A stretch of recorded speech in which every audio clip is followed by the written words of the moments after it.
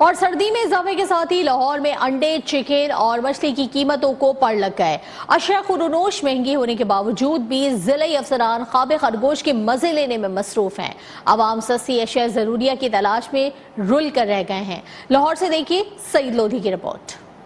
लाहौर में जारी शदीद सर्दी से फायदा उठाते हुए दुकानदारों ने चिकन, अंडों और मछली के रेटों में इजाफा कर दिया। चिकन 541 रुपए किलो, अंडे फार्मी 350 से 450 रुपए दर्जन हो गए। शहरियों का कहना है कि लगता है कि हुकूमत को महंगाई को कंट्रोल करने में कोई दिलचस्पी नहीं है।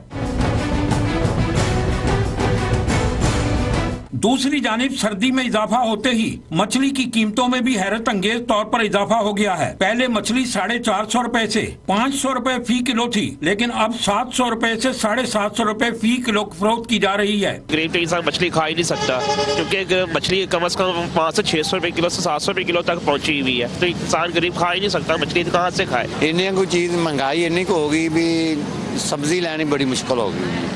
ਜਿਹੜੀ सब्जी लेनी है बड़ा औखा जा काम हो गया। तो किसी मच्छी या गोश्त की लेना है जी। लंडे के थाने के सामने मच्छी बेचते हैं, उधर कम से कम किलो के 3 पाव वजन कोई पूछने वाला नहीं है। गरीब आदमी वो लेता है, किलो लेता है, तो अब पता ही नहीं लगता। ना उनको बोलो कहते हैं जाओ जो मर्जी कर लो। सर्द मौसम से फायदा उठाते हुए कीमतों में गैर जरूरी इजाफा कर देना दुकानदारों का रोज का मामूल बन गया है, जिसका नोटिस लिया जाना जरूरी है। लाहौर में बढ़ती हुई सर्दी के बाद मछली, चिकन और अंडों की कीमतों में होने वाले इजाफे ने अवाम को परेशानी में मुब्तला कर दिया है।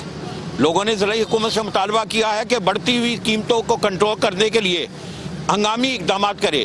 कैमरामैन अलियासिफ खोखर के साथ सईद लोधी, न्यूज़ 1 लाहौर।